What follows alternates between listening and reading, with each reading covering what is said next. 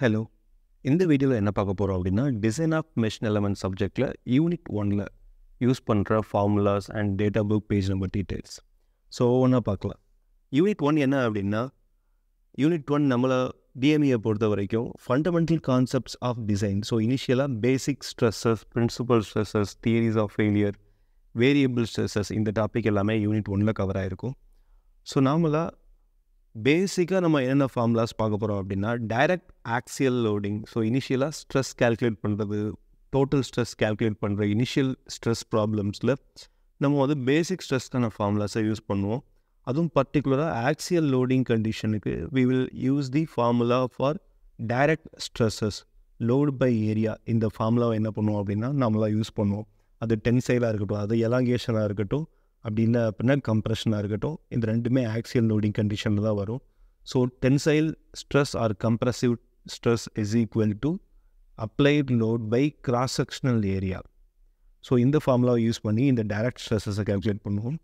Suppose transverse loading வர்றப்போ we have to calculate the bending stress.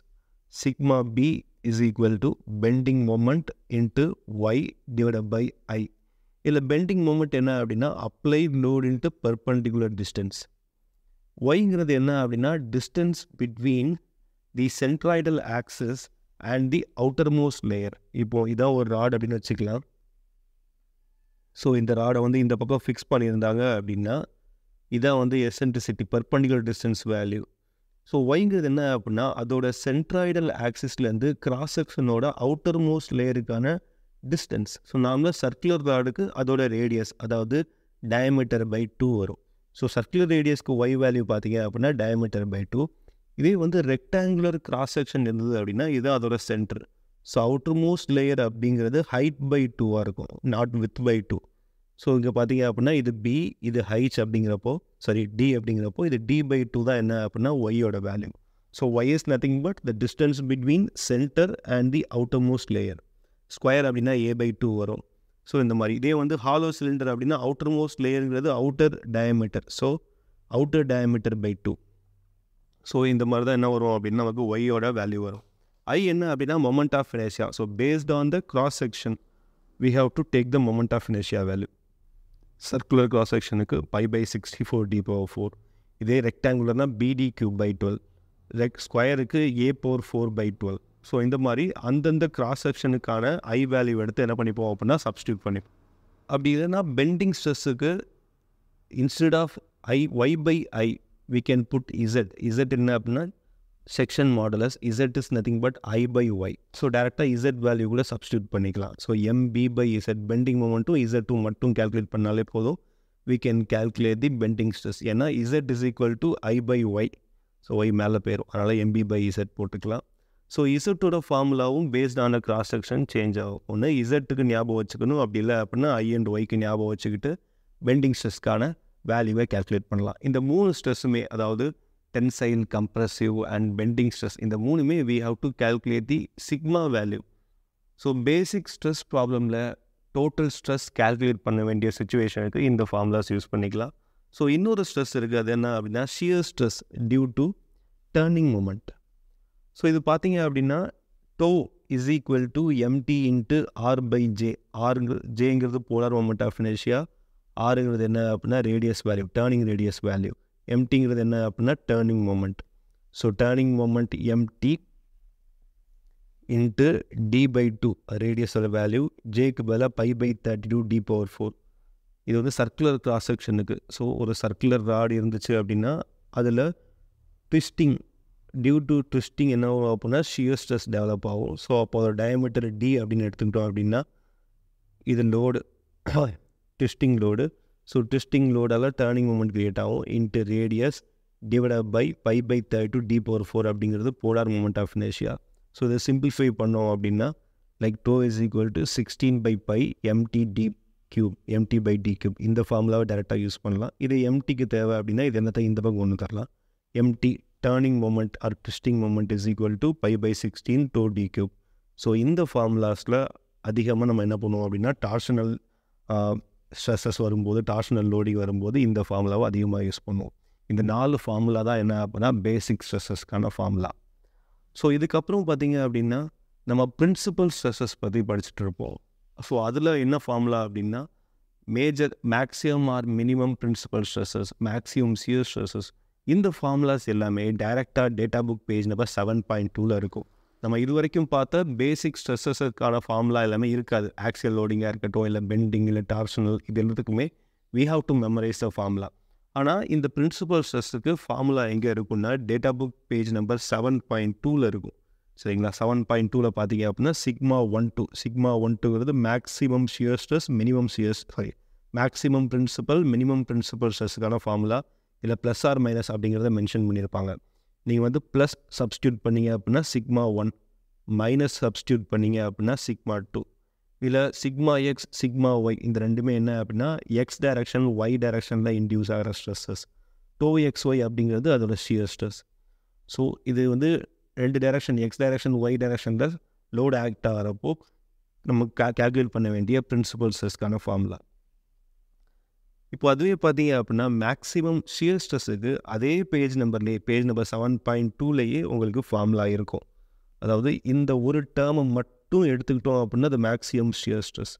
நீங்கள் ஒருவேளை sigma 1, sigma 2 calculate பண்ணிவிட்டு அதுக்கப்புறம் டோ மேக்ஸிமம் கேல்குலேட் பண்ண போகிறீங்க அப்படின்னா இந்த ஃபார்முலா யூஸ் பண்ணிக்கலாம். Sigma 1 minus sigma 2 divide by 2 அப்படின்னு சொல்லிட்டு டேரெக்டாக மேக்ஸிமம் ஷியர் ஸ்ட்ரெஸ் மட்டும்தான் கேல்குலேட்டே பண்ண போகிறீங்க அப்படின்னா இந்த ஃபார்முலா யூஸ் பண்ணலாம். பேஜ் நம்பர் 7.2ல் இருக்கும்.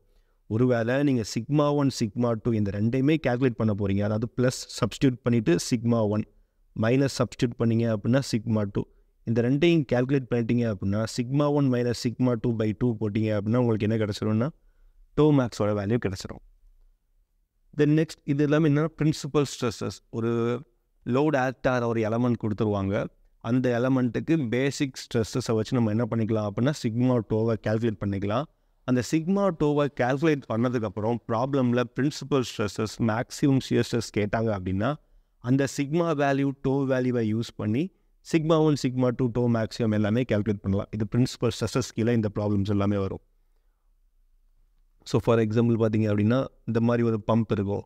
இந்த பம்ப் ஒரு எலமெண்ட்டில் ஒரு லோடு ஆக்ட் ஆகும். அப்போது இந்த பாயிண்ட் ஏபிங்கிற பாயிண்டில் டோட்டல் ஸ்ட்ரெஸ் என்ன அப்படின்னு கேட்டிருப்பாங்க. அப்புறம் நாமளே வந்து கிராங்க் வெப்புக்கு ஒரு சம் சால்வ் பண்ணியிருப்போம். ப்ரீவியஸ் வீடியோ பார்த்தீங்கன்னா தெரியும்.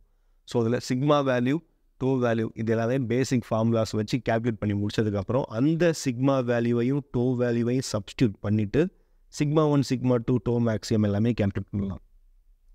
அண்ட் நெக்ஸ்ட் என்ன அப்படின்னா கவுட் பீம். ஸோ கவுட் பீமில் பார்த்தீங்க அப்படின்னா இதில் உள்ள எல்லா ஃபார்முலாமே பேஜ் நம்பர் 6.2 அண்ட் 6.3ல் இருக்கும். ஸோ நம்ம ஒரி பண்ணிக்க வேண்டியதே இல்லை. நாமளாக கவுட் பீமை பொறுத்த வரைக்கும் இன்னர் ஃபைபர், அவுட்டர் ஃபைபரில் இன்டியூஸ்ட் ஆகிற பெண்டிங் ஸ்ட்ரெஸ்ஸை கேல்குலேட் பண்ண வேண்டியது இருக்கும். இந்த பெண்டிங் ஸ்ட்ரெஸ்க்கான ஃபார்முலா பேஜ் நம்பர் 6.2ல் இருக்கும். இது அவுட்டர் லேயரில் ஃபார்ம் ஆகிறது, இது இன்னர் லேயரில் ஃபார்ம் ஆகிற பெண்டிங் ஸ்ட்ரெஸ். ஸோ எம்பிங்கிறது bending moment, then H0, R0, EA இது எல்லாமே என்ன அப்படின்னா டயக்ராம்லேயே மென்ஷன் பண்ணியிருப்பாங்க. ஸோ கொடுத்துருக்க ப்ராப்ளமில் இருக்கிற டயக்ராமில் இருந்து இந்த வேல்யூஸ் எல்லாமே எடுத்துக்கிட்டு சப்ஸ்டியூட் பண்ணோம். ஃபார்முலா 6.2ல் உள்ள ஃபார்முலா சப்ஸ்டியூட் பண்ணோம் அப்படின்னா அவுட்டர் ஃபைபரில் உள்ள பெண்டிங்கோ இன்னர் ஃபைபரில் உள்ள பெண்டிங் ஸ்ட்ரெஸ்ஸும் கிடச்சிரும். தென் இந்த டயக்ராம்லேயே வந்து கேபிட்டல் ஆர் அண்ட் ஆர்என் அப்படிங்கிற ரெண்டு வேல்யூ இருக்கும். இந்த ரெண்டு வேல்யூக்கான ஃபார்முலாவும் டிஃப்ரெண்ட் கிராஸ் செக்ஷன்ஸுக்கு பேஜ் நம்பர் 6.3ல் அவைலபிள் இருக்கும். சரிங்களா? ஸோ 6.2, 6.3 இந்த ரெண்டு பேஜில் உள்ள இந்த ஃபார்முலாஸை யூஸ் பண்ணி என்ன பண்ணிக்கலாம் அப்படின்னா நாம் கவுட் பீம் ப்ராப்ளம்ஸை சால்வ் பண்ணிக்கலாம். நெக்ஸ்ட் என்ன அப்படின்னா தியரிஸ் ஆஃப் ஃபெயிலியர்ஸை பொறுத்த வரைக்கும் 5 டிஃப்ரெண்ட் தியரிஸ் ஆஃப் ஃபெயிலியர்ஸ் இருக்குது. ஸோ ஒன்ஸ் நம்ம பிரின்சிபல் ஸ்ட்ரெஸ்ஸில் sigma 1, sigma 2 and tau maximum இதெல்லாம் கேல்குலேட் பண்ணிட்டோம் அப்படின்னா அந்த வேல்யூஸை யூஸ் பண்ணி நம்ம என்ன பண்ணலாம் அப்படின்னா தியரிஸ் ஆஃப் ஃபெயிலியரில் அப்ளை பண்ணி ஃபேக்டர் ஆஃப் சேஃப்டி என்ன அப்படிங்கிறத கேல்குலேட் பண்ணலாம். ஸோ ஃபேக்டர் ஆஃப் சேஃப்டி அப்படிங்கிறது working stress is equal to sigma Y by FOS. So நம்மளா தியரிஸ் ஆஃப் ஃபெயிலியர்ஸை பொறுத்த வரைக்கும் the maximum principal stress is equal to அதோட ஈல்டு வேல்யூ, ஃபெயிலியர் வேல்யூ, இந்த ரெண்டும் ஈக்குவலாக இருக்கும்போது மெட்டீரியல் ஃபெயில் ஆகும். அதுதான் ஃபெயிலியர் தியரி. சரிங்களா? So there are 5 different theory: maximum stress theory, shear theory, maximum strain theory, strain energy theory, distortion energy தியரின்னு சொல்லிட்டு. ஸோ இப்போது ஸ்ட்ரெஸ் தியரி பார்த்தீங்க அப்படின்னா நம்ம கேல்குலேட் பண்ணுற சிக்மா 1, சிக்மா 2 இந்த ரெண்டில் எது மேக்ஸிமமோ அது ஈல்டு வேல்யூக்கு ஈக்குவல் ஆயிருச்சு அப்படின்னா ஃபெயில் ஆயிரும் அப்படிங்கிறதா தியரி. இதே மாதிரியே ஒவ்வொரு தியரிக்கும் ஒரு ஈக்குவேஷன் இருக்கும். இந்த ஈக்குவேஷன் எல்லாமே பேஜ் நம்பர் 7.3ல இருக்கும். ஸோ இது ஃபெயில் ஆகக்கூடாது அப்படின்னா σ1 σ2 இஸ் ஈக்குவல் டு σyன்னு இருக்குல்ல, அதுக்கு divide by factor of safety போட்டுக்கணும். ஒரு ஃபேக்டர் கன்சிடர் பண்ணோம் அப்படின்னா அந்த ஃபெயிலியர் என்ன பண்ணிக்கலாம் அப்படின்னா அவாய்ட் பண்ணிக்கலாம். ஸோ அந்த ஃபேக்டர் ஆஃப் சேஃப்டி என்ன அப்படிங்கிற கால்குலேட் பண்ணுறது by using different theories of ஃபெயிலியர்ஸ்க்கு ப்ராப்ளம்க்கு நம்ம இந்த தியரிஸை யூஸ் பண்ணிக்கலாம். பொதுவாக இந்த மாதிரி ப்ராப்ளமில் ஃபேக்டர் ஆஃப் சேஃப்டி கால்குலேட் பண்ண வேண்டியது இருக்கும் by using any one of equation. அப்படி இல்லை அப்படின்னா அன்னோன் டயமீட்டர் டைமென்ஷன் இருந்தது அப்படின்னா ஃபேக்டர் ஆஃப் சேஃப்டி கொடுத்துருந்தாங்கன்னா நம்ம அந்த அன்னோன் டைமென்ஷன்ஸை ஃபைன் பண்ணலாம்.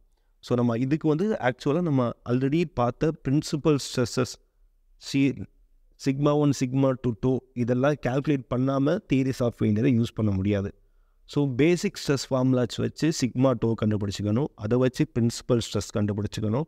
அந்த பிரின்சிபல் ஸ்ட்ரெஸ்ஸஸை யூஸ் பண்ணி இந்த டிஃப்ரெண்ட் தியரிஸை யூஸ் பண்ணி நம்ம என்ன பண்ணலாம் அப்படின்னா ஃபேக்டர் ஆஃப் சேஃப்டியோ இல்லை அன்னோன் டைமென்ஷன்ஸோ ஃபைன் பண்ணலாம்.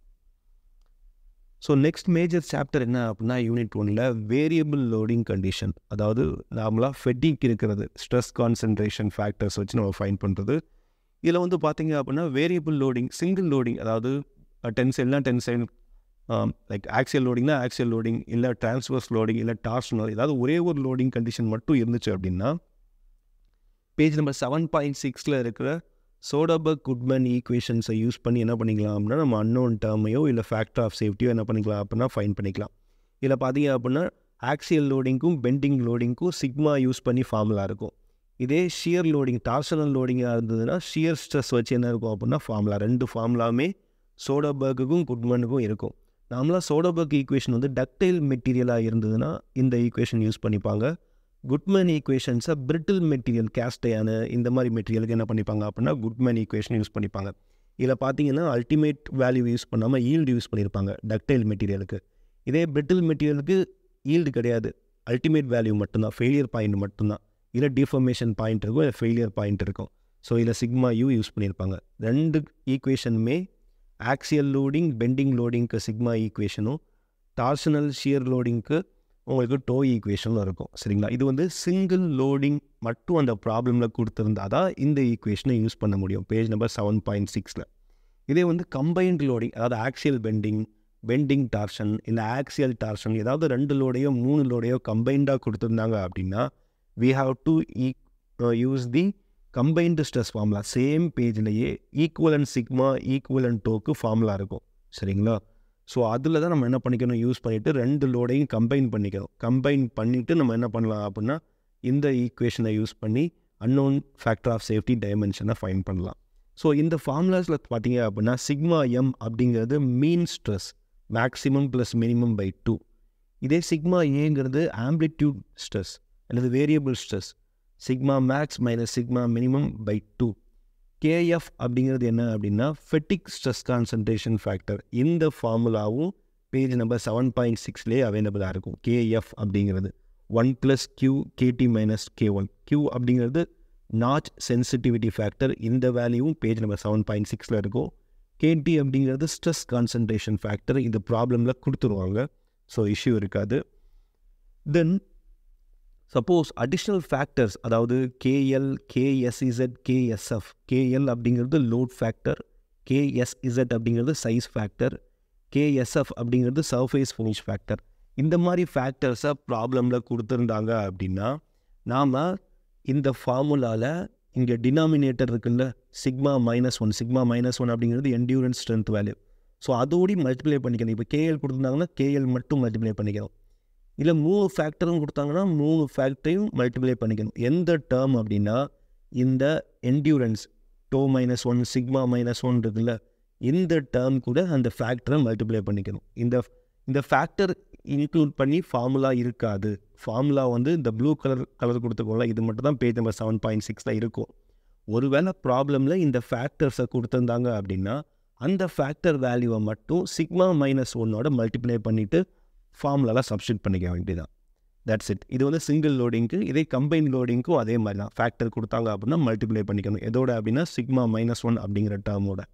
That's it. So these are the various formulas use in unit number 1.